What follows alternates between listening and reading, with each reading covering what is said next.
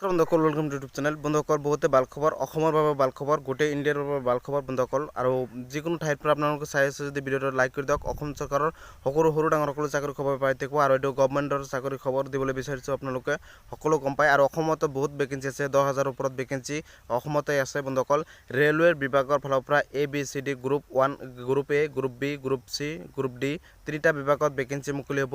2,53,000 সাধাৰণতে 900 কিবা এটা ভেকেঞ্চি মুকলি হ'ব বন্ধুসকল। 2,53,000 প্লাছ ভেকেঞ্চি মুকলি হ'ব। 2,53,900 দুটা ভেকেঞ্চি মুকলি হ'ব আৰু তাৰে ভিতৰত অসমতে মোটামুটি 15,000 মান ভেকেঞ্চি অসমতেই আছে বন্ধুসকল। বহুতে গুড নিউজ ক'বলৈ গ'লে অতি সোনকালে মুকলি হ'ব। 2024 চনৰ লোকসভাৰ নিৰ্বাচনৰ আগতেই ভেকেঞ্চি মুকলি হ'ব। এই ভেকেঞ্চিসমূহ চাকৰিসমূহ দিয়া হ'ব বন্ধুসকল। ৰেলৱেৰ ফালৰ পৰা বৃহৎ নিযুক্তি হ'ব।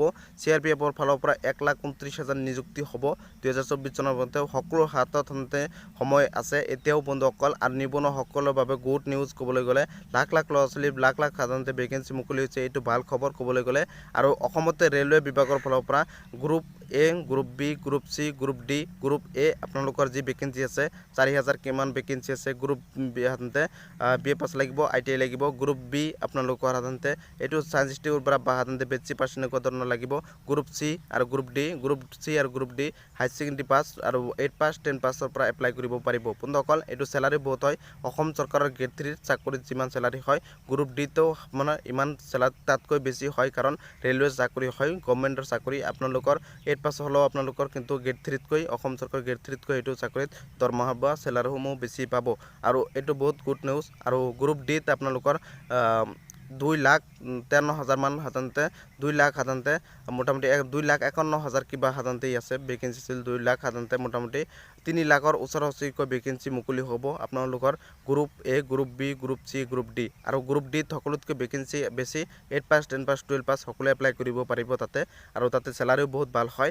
অতি সোনকালে মুকলি হ'ব। 2024 চনৰ লোকসভাৰ সাধাৰণতে নিৰ্বাচনৰ আগতে সকলো সম্পূৰ্ণ কৰিব। এপ্লাই প্ৰচেছ সকলোবোৰ ৰিটেন সকলোবোৰ অনুষ্ঠিত হ'ব। এইটো কোনো ফিজিকেল নহয়, কাৰণ ৰিটেন এক্সামটো অনুষ্ঠিত হ'ব। সকলোৱে গম পায়। ডকুমেণ্টছ ভেৰিফিকেশ্যন হ'ব। এনেকুৱা ধৰণৰ বহুত আপডেট এতিয়াৰ পৰা ষ্টাৰ্ট কৰি দিয়ক পঢ়া শুনা। অসমীয়াত প্ৰশ্ন কথা আহিব না ইংলিছত আহিব আপোনালোকক এইটো ভিডিঅ'ৰ জৰিয়তে জনাই দিম। অসমীয়াৰ বাবে অসমীয়াত আহিব পাৰে, কাৰণ চেণ্ট্ৰেলত সকলো চাকৰি SSC হওক MTS হওক CRPFত সকলো অসমীয়াত হ'ব এতিয়াৰ পৰা ষ্টাৰ্ট। কিন্তু ৰেলৱে বিভাগৰ পৰা এতিয়ালৈকে নটিছ অহা নাই যে অসমীয়াত হ'ব নাই হ'ব, বেংগলীত হ'ব না ইংলিছতে কেৱল হ'ব বা হিন্দীতে হ'ব। এই বিষয়ে এতিয়ালৈকে অহা নাই। গোটেই ভাৰতবৰ্ষৰ বাবে আৰু এইটো অসমতে নৰ্থ ইষ্টৰ অসমতে বহুত ভেকেঞ্চি মুকলি হ'ব। অসমতে মোটামুটি 10,000 প্লাছ ভেকেঞ্চি মুকলি হ'ব অসমতেই কেৱল। তাৰ ভিতৰত বহুতে গুড নিউজ ক'বলৈ গ'লে অসম চৰকাৰে ইমান ভেকেঞ্চি মুকলি একেলগে কৰিব নোৱাৰে। বহুত গুড নিউজ, ভাল খবৰ। এইটো ভিডিঅ'ত আপোনালোকে শ্বেয়াৰ কৰি দিব।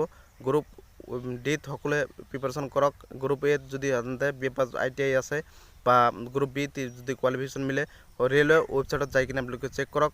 ভাল খবৰ, গুড নিউজ ক'বলৈ গ'লে 10,000 ভেকেঞ্চিতকৈ অসমত বেছি ভেকেঞ্চি থাকিব বন্ধুসকল। ইতিমধ্যে গম পাইছোঁ মই। ইতিমধ্যে ভিডিঅ'টো যদি ভাল পায় লাইক এটা কৰি দিব, চেনেলটো ছাবস্ক্ৰাইব